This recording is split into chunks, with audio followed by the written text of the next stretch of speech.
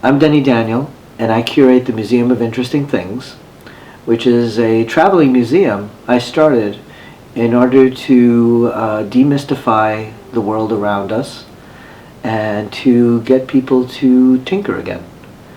I like to say that it's to get people to realize that their smartphones didn't pop out of thin air. Came from a long line of inventions. We know we have the magic. We know we touch people right to the heart. And people know that it's something about me. It's something about how I was raised by my mom. And then my whole team has it too. Everyone has that quality, that weird spark in us.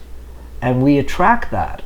And even if the person, doesn't think they have that spark, we bring out that spark in the person, that childhood character that made them curious as a kid. I bought this Edison cylinder phonograph, and it arrived in the apartment, and the little boy downstairs was with me and his mother trying to put it together, and we couldn't figure out how to get the horn on. And the little 5-year-old boy, Enoch, looks at it and he goes, "Why don't you try it the other way around?" And we tried it and it worked. But what was beautiful was watching the wheels turn in his head, and there were two things going on. A, you could see him postulate. You can see him think about it. You can see him twirling it around three-dimensionally in his brain.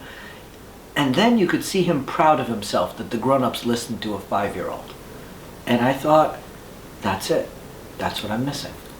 Getting to get kids to be inspired, to wake them up, to turn on the lights in their head. That's what I'm missing in life. If I can find a way to make that happen, and that's how the museum happened.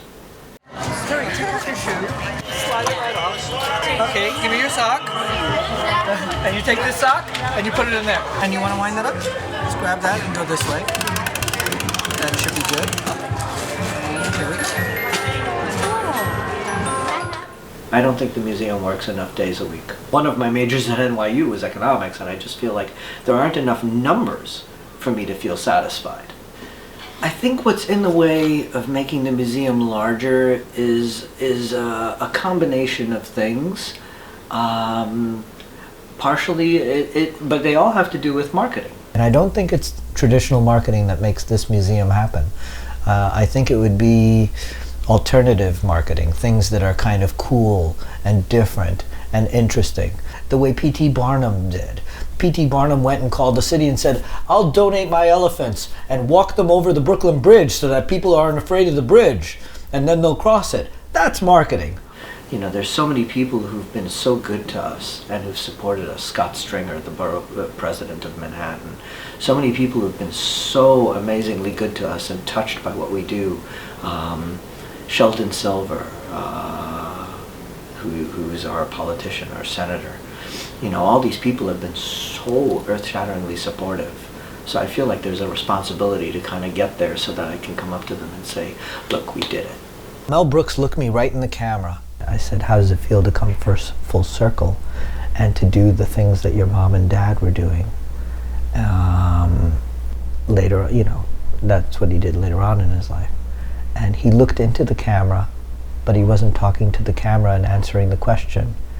He was like my grandfather talking to me.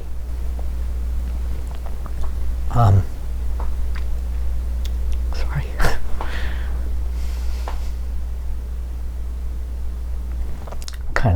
I remember it very well, so it really did affect me. And he said, "Denny, what I was most proud of was that when I got to that point and I did Broadway like my parents,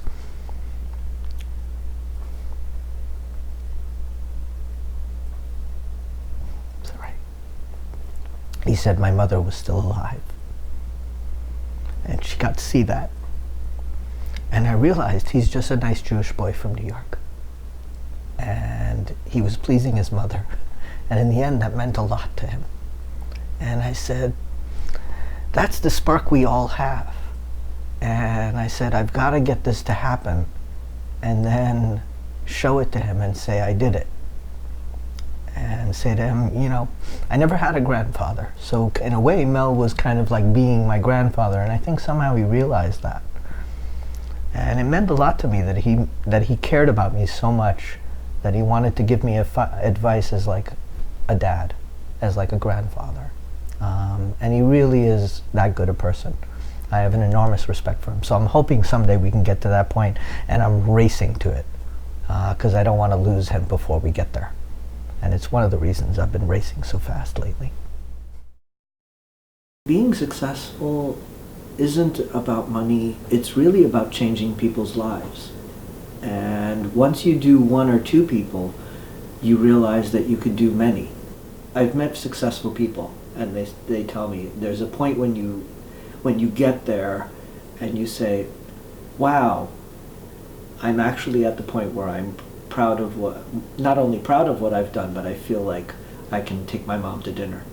The most fun about curating the Museum of Interesting Things, and it's actually the most fun for everybody that works with me, is the reaction from people, which is a few things. People get all inspired and fun, and then they get all curious and start to tinker. You know, it brings them back to that time of their life that they look upon as like the fun time, the interesting time. And that's what I love about the museum, that it brings that out of people, that sense of tinkering and that sense of family. My dad, I used to say you could parachute him into Africa and he'd turn to the right and find an old friend, turn to the left and make a new friend. I love people. So if we start to get really that big, I think I'll just have more fun.